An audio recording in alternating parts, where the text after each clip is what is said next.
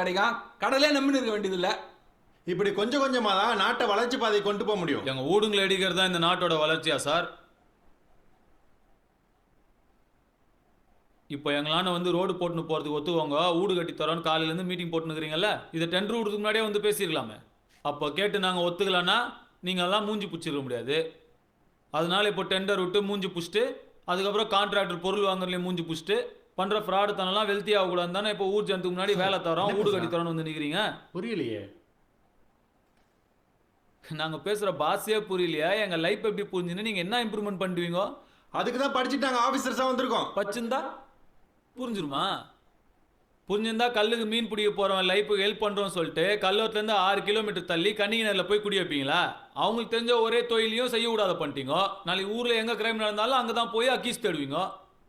இப்போ கிரைம் அங்கே அதிகமாக நடக்க போகிறதுக்கு காரணம் அங்கே இருக்கிற ஜனமா இல்லை அவங்கள அங்கே எத்தனை போய் போட்ட நீங்களா? தம்பி, அதிகாரிங்க வருவாங்க போவாங்க.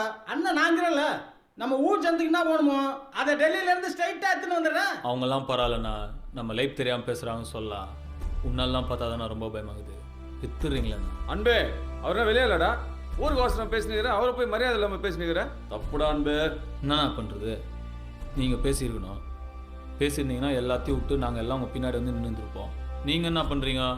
ஊருக்காக பேசுகிறோன்னா அச்சு விட்ருவோன்னு மாட்டுறீங்க. அன்பு, இதோட பேச்சை நிறுத்து. அதிகாரிங்க சொல்கிறத கேட்டுன்னு போயினே இருக்கணும். அதுதான் எல்லாருக்கும் நல்லது. எல்லாருக்கும்னா அங்கே இருக்கிற எல்லாருக்கும். யாருக்கிட்ட என்னடா பேசுற? வேலு பேசி காம்ப்ரமைஸ் பண்ண. ஏ அன்பு, இப்ப நீ செஞ்சு நிற்கிற வேலையால உனக்கு எந்த யூஸும் கிடையாது. நானும் அந்த இடத்துல இருந்தால சொல்றேன். இருந்தேன்னு சொல்கிறேன். இங்கேருந்து என்ன பண்ணீங்க? என்ன பண்ணாங்க? ஊருக்காக பேசியிருந்த ராஜன் என்ன அச்சு விட்டாங்க. கட்சியா இவங்க ஊர் உள்ள வந்து 5 வருஷம் ஆகுது. இவனுங்களெல்லாம் நம்பினீங்க, ஊரோட சேர்த்து சின்ன பசங்க ஊர் சபைன்றனால பேசாம இருக்கிறேன். இல்லனா மொத்த பேரே அடிச்சு விட்டுருவேன். என்னப்பா ஊருக்கோசரம் பேசுற புள்ளைய மிரட்டுகிறீங்க? நீ பேச தம்பி. ஏன் உங்களுக்கு புரிய மாட்டேங்குது? உங்க எல்லாருக்கும் கவர்மெண்ட் வேலை கிடைக்கும், அதனால உங்க லைஃப் நல்லா இருக்கும். இங்க இருக்கிற ஜந்துக்கோசரம் அவ்வளோ பெரிய ரோடு போடுறீங்க. இங்க இருக்கிற மிச்சம் மீதியும் திருடின்னு போட்டு தானே, அது எங்களை வச்சே திருடுறீங்க. நாங்கள் வளர்ந்த ஆத்தா குப்பையாக்கி உங்களுக்கு கரண்ட் எடுத்துக்கிறீங்க. அந்த வேலையெல்லாம் எங்களுக்கு குத்துறீங்க. ஆனால் வேலைக்கு போகிற நோய் வந்து செத்து போடுறானே, ஏன்டா அப்படி பண்ணுறீங்கன்னு கேட்டாதோ இந்த மாதிரி எங்கள் ஆளுங்களை வச்சு எங்களை மிரட்டுறீங்க, போலீஸை விட்டு அடிக்கிறீங்க. தேதானா வேலையாக போச்சு உங்களுக்குலாம்.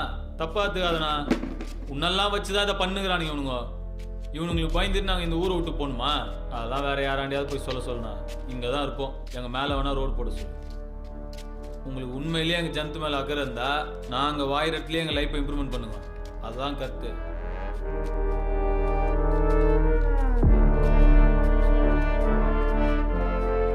ஊருக்கோசரம் தான் நான் பேசினேன்.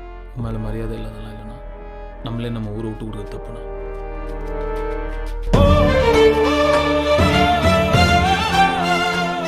இவ்வளோ நாளாக அமைதி மனு கொடுக்கணும், ஸ்டே வாங்கணும் சொல்லலாம். Government road